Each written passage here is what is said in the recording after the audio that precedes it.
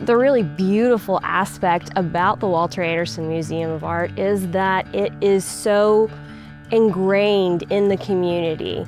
The artwork that we preserve here and show to the community is really this identifying factor for the whole Gulf Coast region, but specifically Mississippi. As an institution, we've changed pretty rapidly over the past 5 or 6 years, but Walter Anderson's legacy, his collection, undergirds everything we're doing. So the museum today is just as dynamic as Walter Anderson's art was, which was just as dynamic as nature is. And so we take inspiration from that connectivity, and that's really fueling everything we're doing, including our campus expansion. So we're in the process now of doubling our campus. We have 2 different properties. One is the Creative Complex, which is still forthcoming. Meanwhile, we have a second property behind the museum called the Traveler, which is what we're so excited about now. We just opened it, and that's an immersive contemporary art space, coffee shop, a public green space, a culinary experience, but also public gardens for community to come activate.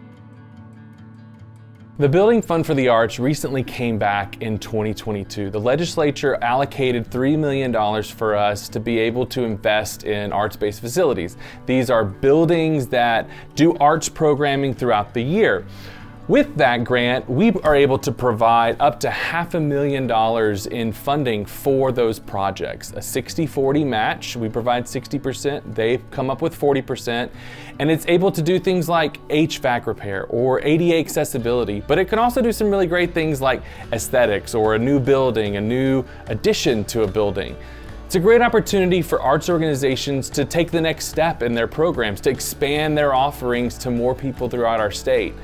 And it's a really great project that we're able to do with the help of the state legislature.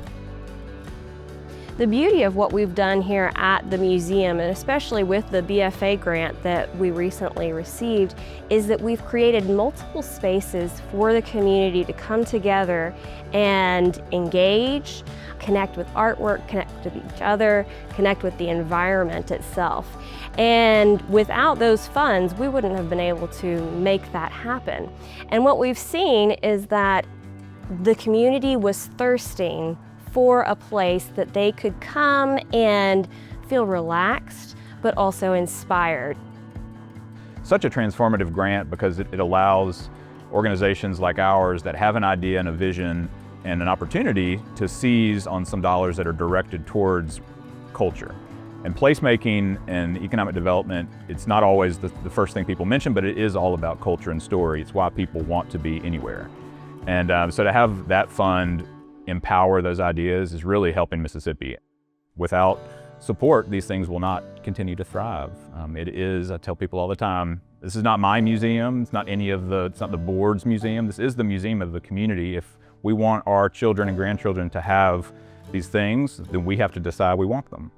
And I think we want them.